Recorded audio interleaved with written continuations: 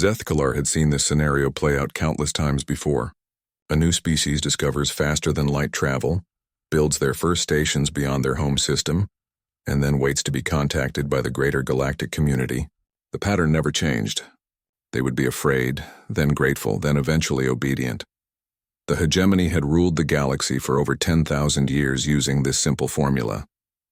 12 advanced species working together, guiding younger races toward civilization. Most accepted guidance willingly.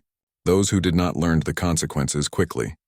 Standing on the observation deck of his cloaked scout ship, Zethkalar studied the human station through his sensors. Kepler Station orbited a dying star at the edge of human space. The structure looked crude compared to hegemony architecture. Metal plates welded together in simple geometric shapes. No artistic flourishes. No displays of advanced material science. The humans themselves seemed equally unremarkable.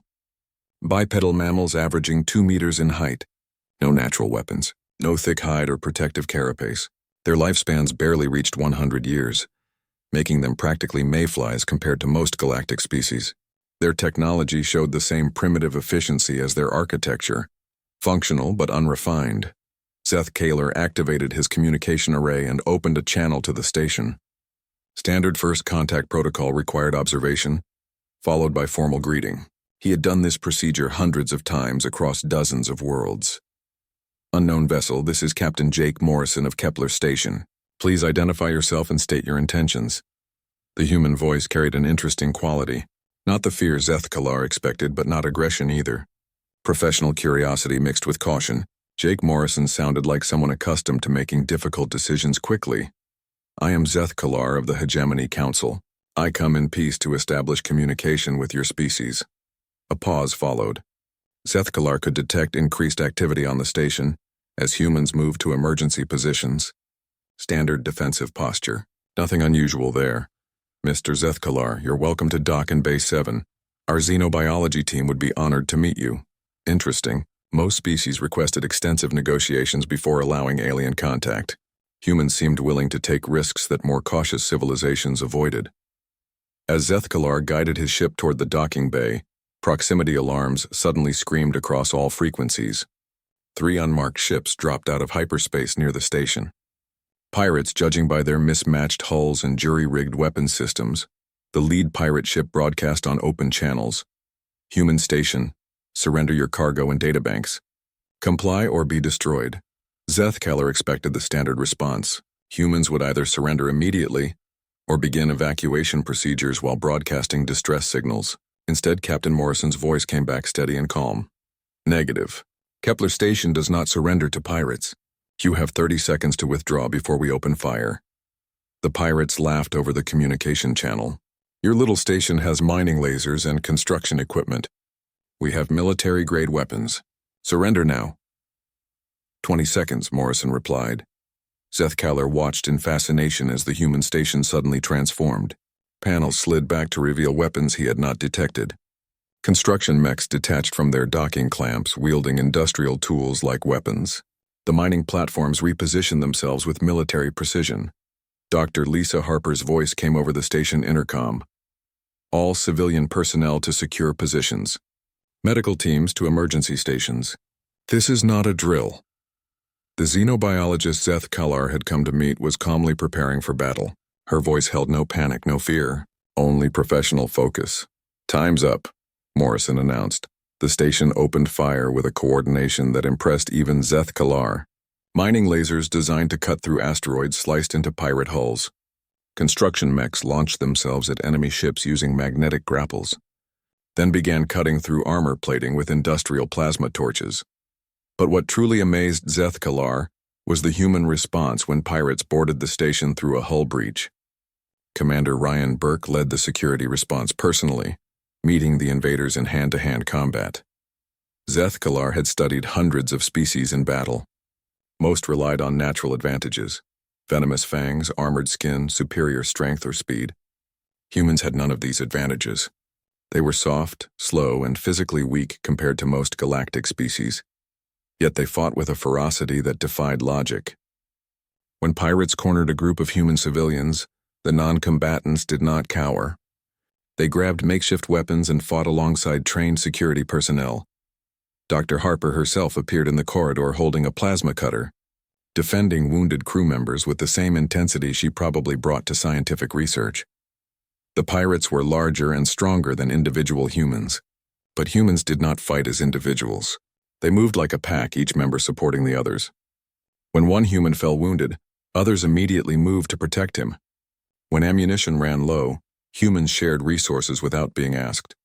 Commander Burke demonstrated something Zethkalar had never seen before. Instead of simply repelling the boarders, he was adapting his tactics mid-battle, using the station's artificial gravity and atmospheric systems as weapons, sealing bulkheads to trap pirates in specific sections, then flooding those areas with industrial gas. The battle ended in 47 minutes. Not only had the humans repelled the attack, they had captured 2 of the 3 pirate ships and taken prisoners. The third ship fled after its crew watched their companions defeated by what should have been easy prey.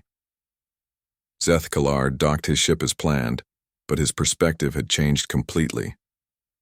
Captain Morrison met him in the docking bay, still wearing battle armor stained with combat.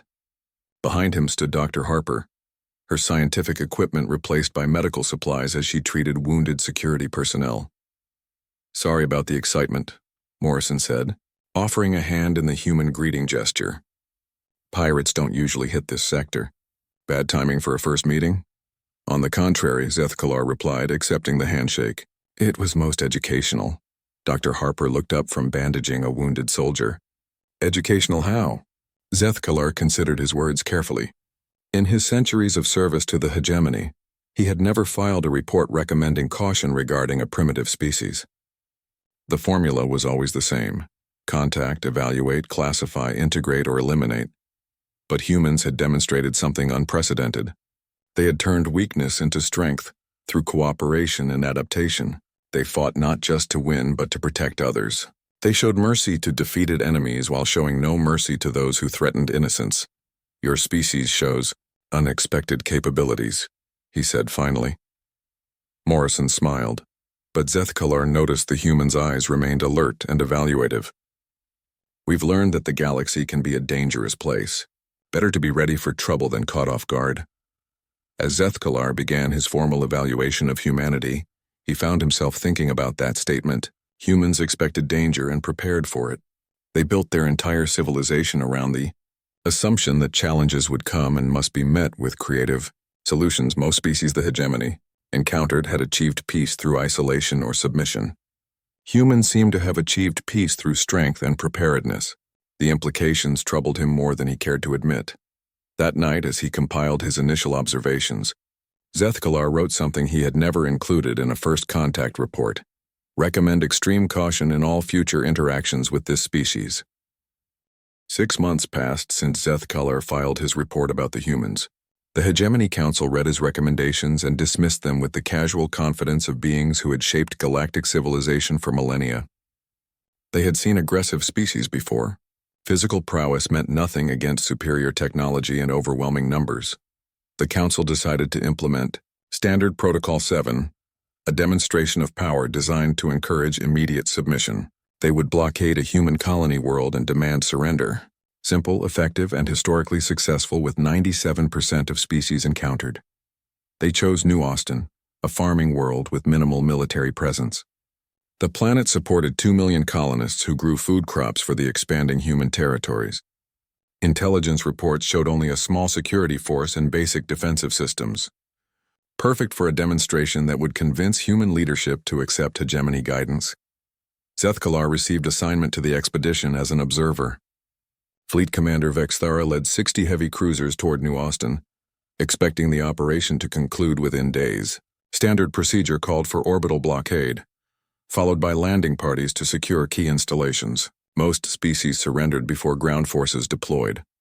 When the hegemony fleet dropped out of hyperspace above New Austin, they found exactly what intelligence predicted: a small orbital defense platform, 3 system patrol ships, agricultural installations spread across fertile continents. Vexthara broadcast the standard demand: "Human colonists of New Austin, you are now under hegemony protection. Surrender your weapons and prepare for peaceful integration into galactic civilization." The response came from someone identified as Dr. Sam Rodriguez, the colony's terraforming coordinator. "This is New Austin Colony. We decline your offer. Please withdraw from our system." Vexthera's multiple eyes blinked in surprise. The human spoke as if refusing hegemony protection was a reasonable option. "You misunderstand your situation," Vexthera replied. "Your colony is surrounded by 60 warships. Compliance is not optional." "We understand perfectly," Dr. Rodriguez answered. "You have 60 ships. We have 2 million people who call this world home. Please leave." Zethkalar found himself studying the human colony with renewed interest. From orbit, New Austin looked peaceful. Farming communities connected by simple roads. Cities built around agricultural processing centers. Nothing suggested military capability. But as the first day of blockade continued, Zethkalar noticed unusual activity patterns. Civilian vehicles moved between settlements in ways that seemed random, but followed a subtle coordination. Construction equipment gathered at specific locations without apparent purpose. Agricultural aircraft changed their flight patterns. On the third day, Colonel Ben Hayes arrived with a human military transport. The ship slipped through the hegemony blockade using stealth technology that impressed even Vexithara's tactical officers. Such equipment should not exist among a species so recently discovered. Ben Hayes did not attempt to evacuate the colony. Instead, he disappeared into the civilian population as if he belonged there. Within hours, the subtle coordination Zethkalar observed became more pronounced. "They're organizing resistance," Zethkalar warned Vexthara. "The humans are not preparing to surrender." Vexithara dismissed his concern. "Let them organize. What can farmers do against modern military forces?" The answer came when Vexithara deployed ground troops to secure the main population center. The landing parties encountered not terrified civilians but organized resistance fighters who knew the terrain perfectly and fought with equipment they had improvised from farming tools. Dr. Rodriguez had somehow transformed agricultural machinery into weapons. Crop dusting aircraft became improvised bombers. Harvesting combines became mobile weapons platforms. Irrigation systems provided concealed movement routes for human fighters. The humans fought with the same pack mentality Zethkalar observed at Kepler Station, but amplified across an entire population. Farmers became soldiers. Scientists became strategists. Children became reconnaissance assets who could move through areas too dangerous for adults. Colonel Hayes demonstrated human military thinking at its most dangerous. Instead of trying to defeat superior forces through direct confrontation, he made the planet itself into a weapon. The terraforming equipment Dr. Rodriguez controlled could alter atmospheric conditions, create artificial weather patterns, and modify terrain features. Suddenly, the hegemony troops found themselves fighting not just human resistance but the planet itself. Artificial fog banks provided cover for human ambushes. Modified atmospheric processors created localized electromagnetic interference that disrupted alien communication systems. Geological surveys became intelligence gathering for strategic attacks on supply lines. 3 weeks into the occupation, Admiral Kate Sullivan arrived with the human fleet. Zethkalar expected her to negotiate for evacuation rights or perhaps attempt a desperate rescue mission. Instead, she deployed her ships in attack formation despite being outnumbered 10-1. Fleet Commander Vexthera, Admiral Sullivan broadcast. "You have 3 options. Withdraw from our territory immediately, face destruction by our fleet, or surrender and accept escort to neutral space." Vexithara could barely comprehend what she heard. "Admiral Sullivan, you have 12 ships. I have 60. Mathematics does not support your ultimatum." "Mathematics assumes equivalent capabilities," Sullivan replied. "Care to test that assumption?"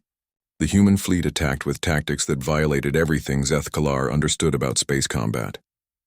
Instead of maintaining safe distances and exchanging fire with energy weapons, human ships closed to point-blank range and used kinetic weapons. Disabled human vessels became kinetic projectiles aimed at hegemony ships. Captain Nina Foster led a squadron of human fighters that treated three-dimensional space like an ocean, using gravitational fields and stellar radiation as tools. Her pilots performed maneuvers that should have killed them, but somehow coordinated attacks that crippled ships 50 times larger than their fighters. Most shocking of all, human ships began boarding actions against hegemony vessels. Humans in environment suits launched themselves across space to cut through enemy hulls and fight hand-to-hand inside alien ships. The same pack mentality that made them effective ground fighters, made them nearly unstoppable in close-quarters combat aboard. Spacecraft Zethkalar watched in amazement as humans turned their physical limitations into advantages. Their smaller size allowed them to access ship systems designed for larger species. Their shorter lifespans made them fearless of death in ways that long-lived species could not understand. Their pack bonding meant that a single human boarding party fought as one coordinated organism. The battle ended when human boarding parties captured the hegemony flagship. Admiral Sullivan did not demand the destruction of the remaining fleet. Instead, she offered safe passage to any ship that withdrew immediately and medical assistance for wounded hegemony personnel. Why? Vexthara asked as human medics treated her injured crew members. You have won. Why show mercy to enemies? Admiral Sullivan looked genuinely puzzled by the question. Because the war is over. You're not enemies anymore. You're just people who need help getting home. As the hegemony fleet limped away from New Austin, Zethkalar realized he had witnessed something unprecedented. Humans had not simply defeated superior forces. They had done so while maintaining principles about protecting others and showing mercy to defeated opponents. The implications terrified him. The hegemony had survived for 10,000 years because they understood the rules of galactic civilization. Species fought for territory, resources, or dominance. Victory meant subjugation of the defeated. But humans seemed to operate by completely different rules. They fought to protect rather than conquer. They won battles while building foundations for peace. They showed strength while demonstrating compassion. In his report to the Hegemony Council, Zethkalar wrote, "Previous assessment confirmed and amplified. This species represents a fundamental threat to existing galactic order.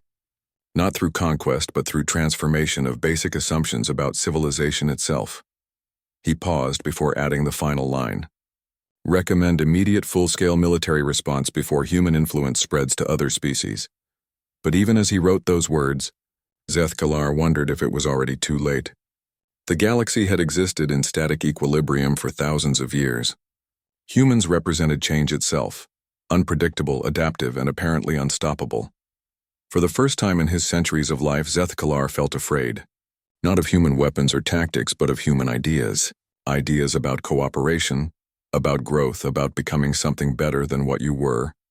Such ideas, once released, could spread faster than any fleet could travel.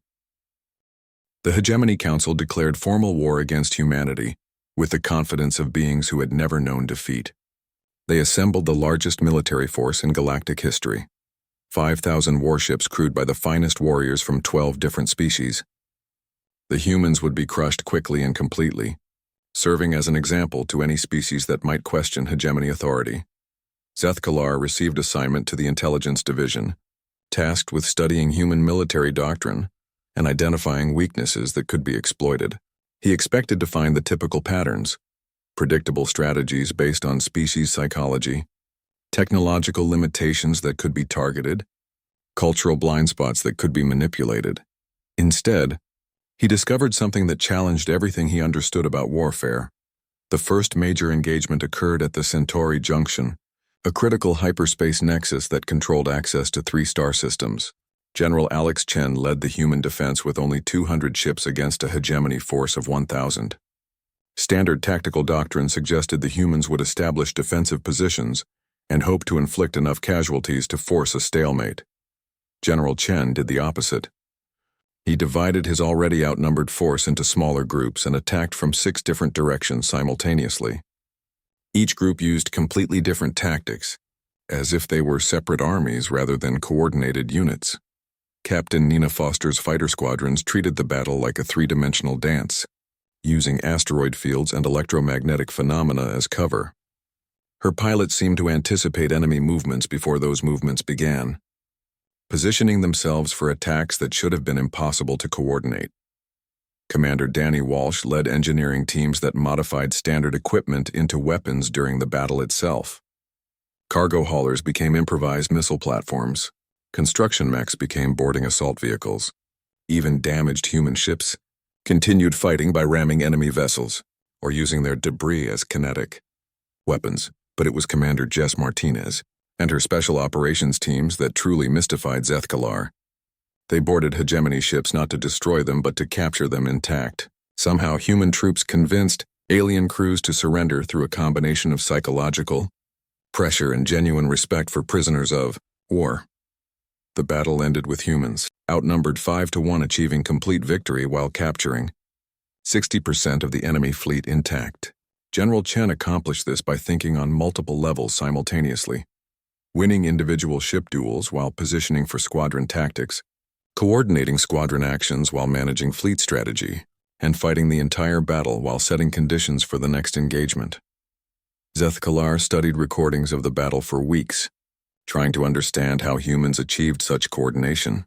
Finally, he realized the key insight. Humans did not fight as individuals serving a hierarchy. They fought as a collective organism where each part understood and supported every other part. The pattern repeated across dozens of battlefields. At the Vega defense, humans turned a mining colony into a fortress that held against 10 times their numbers. At the Proxima raid, human ships performed maneuvers that should have been physically impossible, using gravitational fields and stellar winds as tactical elements. But the engagement that truly changed Zethkalar's understanding of human warfare occurred at the Battle of Wolf, 359. The hegemony committed 3,000 ships to crush a human convoy of supply vessels. Standard logic suggested the humans would abandon the convoy to save their escort ships. Instead, Admiral Kate Sullivan deployed her escort fleet of 50 ships in a defensive formation that prioritized protecting the supply convoy above all else. Her tactical priorities seemed backwards. She sacrificed military assets to preserve civilian resources. The battle became a masterwork of defensive tactics that turned every human disadvantage into a strategic asset. Slower supply ships became mobile weapons platforms using their industrial equipment. Civilian crews became damage control specialists who kept military vessels fighting long after they should have been destroyed. Most remarkably, when human military ships took critical damage, their crews evacuated onto supply vessels and continued fighting using improvised weapon systems. The boundary between military and civilian disappeared as everyone became part of the same collective defense effort. Admiral Sullivan's flagship took direct hits that destroyed its main weapons and propulsion systems. Instead of surrendering or abandoning ship, she rammed the disabled vessel into a hegemony dreadnought, while her crew evacuated to continue fighting from other ships. The battle ended with the human convoy reaching its destination safely while inflicting casualties on the hegemony force that exceeded 3-1 ratios. Zethkalar realized he had witnessed something unprecedented. Humans fighting not to win battles but to accomplish missions, willing to sacrifice anything except their core principles. As the war continued, Zethkalar gained permission to interview human prisoners, hoping to understand the psychological factors that enabled such coordination. What he discovered challenged his fundamental assumptions about intelligent species. Major Lucy Stone, captured during a boarding action, explained human leadership philosophy while receiving medical treatment for her wounds. "Leadership isn't about rank or authority," she said, wincing as alien medics treated a plasma burn on her arm. "It's about serving the people who follow you. My soldiers trust me because they know I'll never ask them to do something I wouldn't do myself." Chief Carl Brooks, an engineering specialist, demonstrated human problem-solving methodology by repairing damaged alien equipment using improvised tools and creative thinking. "We don't build perfect systems," he explained while jury-rigging a communications array. "We build systems that can be fixed by anyone with basic skills and imagination. Perfection is fragile. Adaptability survives." Dr. Tony Kim, a xenopsychologist serving with human forces, explained pack bonding behavior that allowed humans to form unbreakable loyalties across species barriers. "We don't just work together," he said. "We become family. When your family is threatened, you don't calculate odds or consider alternatives. You fight until the threat is gone or you are." Through these conversations, Zethkalar began to understand that human military effectiveness came not from superior technology or tactics, but from superior integration. They had created a civilization where every individual understood their role in supporting every other individual. The insight terrified him. The hegemony had maintained power for millennia through division, keeping species separate, maintaining hierarchies based on genetic advantages, preventing cooperation that might challenge established order. Humans represented the opposite philosophy: integration, adaptation, and collective growth. In his reports to Hegemony Command, Zeth Kalar tried to explain what made humans dangerous. It was not their weapons or their tactics. It was their ideas about what intelligent species could become when they worked together, instead of competing against each other. They are not trying to conquer us, he wrote. They are trying to transform us. And transformation, once begun, cannot be stopped by military force. But the hegemony leadership could not understand his warnings. They had won every war for 10,000 years through superior firepower and numbers. They increased their military commitment to 5,000 ships, then 10,000, expecting to overwhelm human resistance through sheer mass. What they found instead was that humans grew stronger under pressure.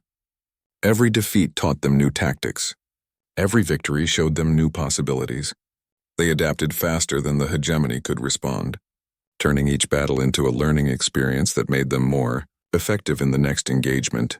Zeth Kalar realized he was witnessing the birth of something unprecedented in galactic history, species that treated warfare itself as a problem to be solved rather than a contest to be won. And humans had always been very good at solving problems. After 2 years of war, the Hegemony Council made an unprecedented decision.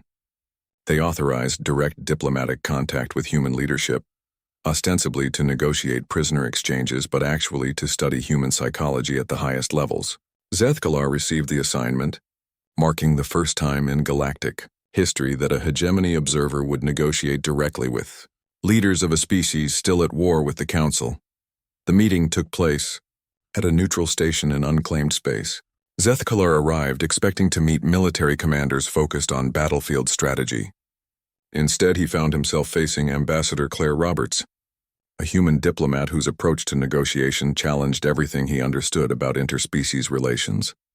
"Welcome, Zeth Kalar," she said, using his name correctly despite the complex pronunciation required by human vocal cords. "I understand you've been observing our species for some time. I hope you've found us interesting." The casual tone surprised him. Most species treated hegemony representatives with either fear or excessive deference. Ambassador Roberts spoke as if they were equals meeting to solve mutual problems. "Your species has proven educational," Zeth Kalar replied carefully. "We wish to establish protocols for prisoner treatment and possible exchange arrangements." "Of course," Ambassador Roberts agreed. "But perhaps we could discuss larger questions as well. What do your people hope to accomplish through this war?" The question caught him off guard. In his centuries of diplomatic service, no species had ever asked what the hegemony wanted to accomplish. They usually focused on what they could offer in exchange for survival. "The hegemony seeks to maintain galactic stability through proven governance structures," he said, repeating the standard explanation. Ambassador Roberts nodded thoughtfully. "Stability is valuable, but stability without growth leads to stagnation. What has the hegemony created in the last 1,000 years that didn't exist before?" Zeth Kalar found himself unable to answer. The hegemony had perfected galactic administration millennia ago. Their focus had shifted to maintaining existing systems rather than developing new ones. "Humans seem to view everything as opportunities for improvement," he observed. "Does your species never achieve satisfaction with existing conditions?" "Satisfaction leads to complacency," Ambassador Roberts replied. "Complacency leads to weakness. We prefer to keep growing, keep learning, keep becoming something better than we were yesterday." Their conversation continued for hours, ranging across philosophy, governance, and the nature of civilization itself. Zeth Kalar discovered that humans viewed the war not as a contest for dominance, but as a tragic misunderstanding between species who should be working together. "We don't want to destroy the hegemony," Ambassador Roberts explained. "We want to help it grow into something better. Your species have incredible knowledge and experience. Combined with human adaptability and innovation, we could accomplish things neither could achieve alone." The concept seemed impossible. Species did not combine their strengths. They competed for resources and territory. Yet humans seemed genuinely committed to cooperation even with former enemies. Dr. Tony Kim joined their discussion, bringing insights from his study of interspecies psychology. "Humans form pack bonds across species barriers," he explained. "We've integrated alien refugees from worlds the hegemony abandoned. They're not subjects or servants. They're family members who contribute their unique abilities to our collective strength. To demonstrate this principle, Dr. Kim introduced Zethkalar to mixed crews serving on human vessels. He met a hegemony engineer who had defected after being treated better by human captors than by his own command structure. He observed alien specialists working alongside human teams with complete trust and mutual respect. Major Lucy Stone provided military perspective during prisoner exchange negotiations. Her treatment of captured hegemony soldiers contradicted everything Zethkalar expected from a warrior species. She ensured they received medical care equal to her own troops, allowed them to maintain cultural practices, and even incorporated their tactical suggestions into human battle plans when those suggestions had merit. "Why do you treat defeated enemies so well?" Zethkalar asked. "Because they're not enemies anymore," Major Stone replied. "They're prisoners of war who fought bravely for their beliefs. Today's prisoner could be tomorrow's ally if we show them there's a better way than constant conflict." Her words proved prophetic. When several captured hegemony officers requested permission to serve with human forces rather than be exchanged, they had experienced something unprecedented: leadership based on competence and sacrifice rather than genetic hierarchy, and they wanted to be part of it. Chief Carl Brooks demonstrated human engineering philosophy by working with alien technicians to repair damaged systems using hybrid approaches that combined the best elements from multiple species technologies. His improvised solutions often exceeded the performance of original equipment while being easier to maintain and modify. "We don't believe in perfect systems," Chief Brooks explained while showing Zethkalar a power coupling that used human flexibility with hegemony durability. "Perfect systems can't adapt when conditions change. We build systems that can grow and improve based on experience." Through these interactions, Zethkalar began to understand that human strength came from their ability to integrate diverse elements into unified systems. They did not conquer differences, they celebrated them and found ways to make them work together. The most profound insight came from Captain Joe Mitchell, commander of the first human vessel, with a fully integrated crew including former hegemony personnel. His ship performed better than pure human crews because different species brought different strengths to every situation. "Diversity isn't just morally right," Captain Mitchell explained. "It's tactically superior. When every crew member thinks differently and brings different skills, you can solve problems that would stump a homogeneous group." Zethkalar observed Captain Mitchell's crew during a simulated combat exercise. Human adaptability combined with alien expertise created solutions that neither species could achieve independently. The ship responded to threats faster, recovered from damage more effectively, and maintained higher performance under stress. As negotiations continued, Zethkalar realized that humans were not trying to win the war in any traditional sense. They were trying to transform it into something else entirely, a learning experience that would benefit both sides and lead to stronger cooperation in the future. The realization hit him like a physical shock. Humans had been treating the entire conflict as an extended first contact scenario. They were not fighting to defeat the hegemony, but to demonstrate alternative approaches to galactic civilization. Every battle had been a teaching moment. Every victory had included mercy and respect for defeated opponents. Every tactical innovation had been shared with prisoners who could carry those ideas back to their own forces. "You've been trying to recruit us," he said to Ambassador Roberts during their final meeting. She smiled, the expression conveying warmth and hope rather than triumph. "We've been trying to show you possibilities you may not have considered. The galaxy is vast enough for everyone to grow and prosper. Competition for limited resources made sense when we were isolated on separate worlds, but interstellar civilization offers unlimited opportunities for expansion and development. What do you propose?" Zethkalar asked. "Alliance," Ambassador Roberts replied simply. "Not conquest, not submission, not even peace treaties with territorial boundaries. True alliance where everyone contributes their strengths toward common goals that benefit all participants." The proposal should have been impossible. The hegemony had never considered alliance with species they viewed as inferior. But humans had demonstrated capabilities that exceeded hegemony achievements in multiple areas, while showing respect for hegemony knowledge and experience. In his final report, Zethkalar wrote something that would have been unthinkable at the beginning of the war. "Recommend serious consideration of human alliance proposals. Their integration model offers advantages that our current system cannot match." He paused before adding, "They have shown us that strength comes not from perfecting what we are, but from becoming something greater than we imagined possible. 3 years after first contact, the war ended not with surrender documents or territorial agreements, but with something unprecedented in galactic history. President Maria Gonzalez stood before the combined leadership of 12 hegemony species and offered what she called Partnership for Mutual Growth, Zethkalar, served as primary liaison during the integration process, watching as humans systematically demolished 10,000 years of galactic political theory through practical demonstration of better alternatives. "We're not here to replace your systems," President Gonzalez explained to the assembled Hegemony Council. "We're here to help them evolve. Every species brings unique strengths to this alliance. Our job is to find ways to combine those strengths for everyone's benefit." The concept challenged everything the Council understood about interspecies relations. Throughout galactic history, contact between civilizations had resulted in dominance hierarchies with stronger species controlling weaker ones. Humans proposed something completely different: true cooperation between equals working toward common goals. Dr. Amy Davis led the technical integration teams, demonstrating how human adaptability could enhance hegemony expertise without replacing it. She worked with alien scientists to develop hybrid technologies that exceeded what either species could achieve alone. The first breakthrough came in faster-than-light communication. Hegemony quantum resonance systems provided the theoretical foundation, but human engineering made them practical and affordable. The combined technology allowed instant communication across galactic distances at a fraction of previous costs. "We don't try to build perfect systems," Dr. Davis explained to her mixed species research teams. "We build systems that can be improved by anyone with creativity and basic tools. Your knowledge provides the foundation.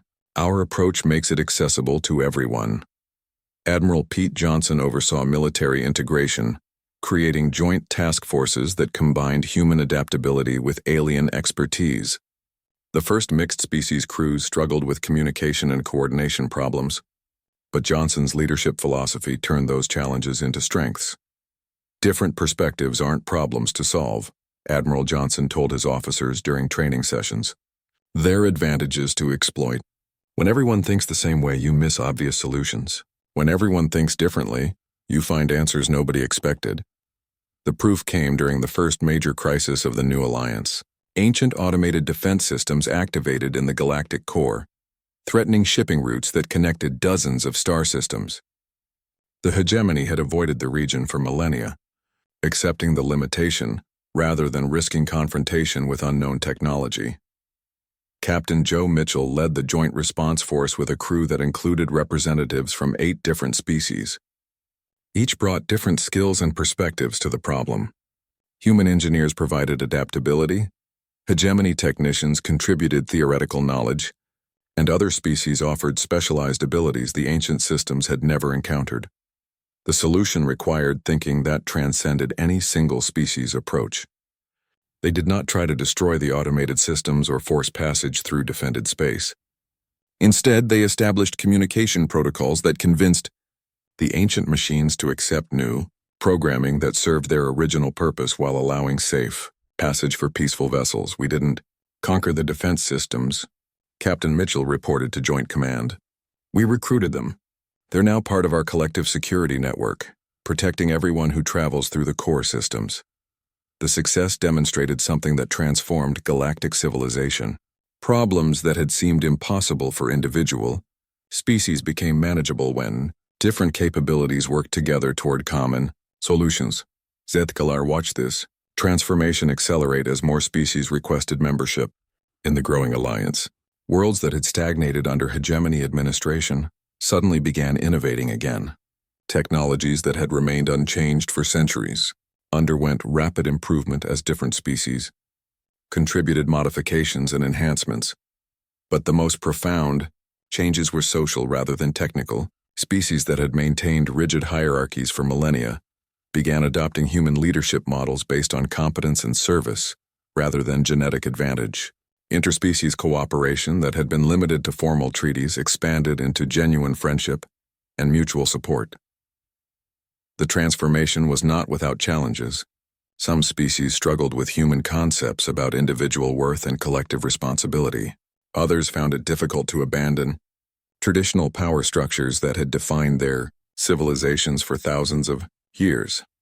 President Gonzalez addressed these concerns during alliance conferences with characteristic human directness.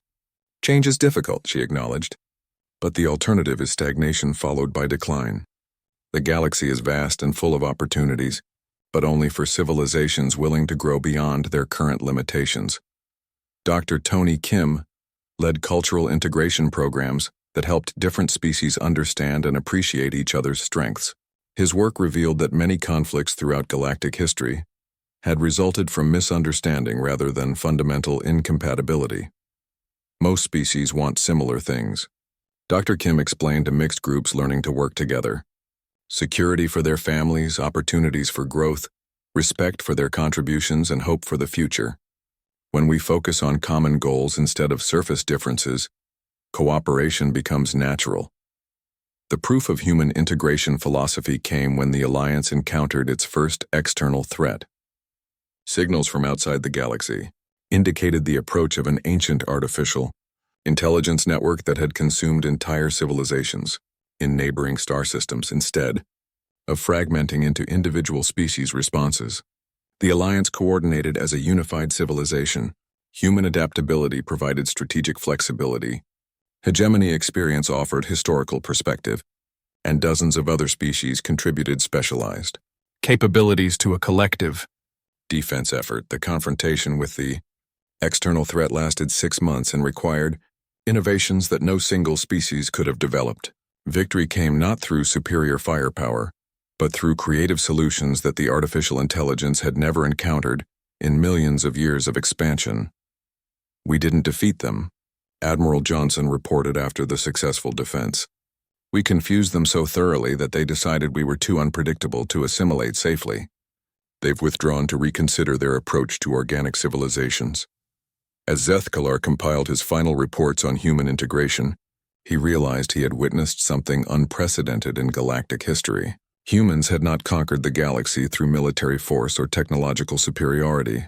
They had transformed it by demonstrating better ways of thinking about civilization itself. Species that had been enemies for millennia were now working together on projects that benefited everyone. Technologies that had stagnated for centuries were undergoing rapid advancement through cross-species collaboration. Political systems based on dominance and control were evolving into networks of mutual support and collective growth. The galaxy belonged to humans not because they had taken it, but because they had given it back to itself. They had shown every species that cooperation was more powerful than competition, that diversity was stronger than uniformity, and that the future held unlimited possibilities for civilizations willing to grow beyond their current limitations. In his personal log, Zethkalar wrote the words that would become famous throughout galactic history. I came to observe a primitive species achieve spaceflight. Instead, I witnessed the moment when the galaxy itself learned to think as one unified civilization. Humans did not conquer us. They taught us to conquer the limitations we had imposed on ourselves. He paused, then added, the galaxy belongs to humans because they showed us it belongs to all of us. And that may be their greatest victory of all. Looking out at the stars that now connected thousands of worlds in peaceful cooperation, Zethkalar understood that he had witnessed the birth of something unprecedented, a galactic civilization based on growth, cooperation, and unlimited potential for positive change. The age of static hierarchy was over. The age of collective evolution had begun, and it was more beautiful than anything he could have imagined.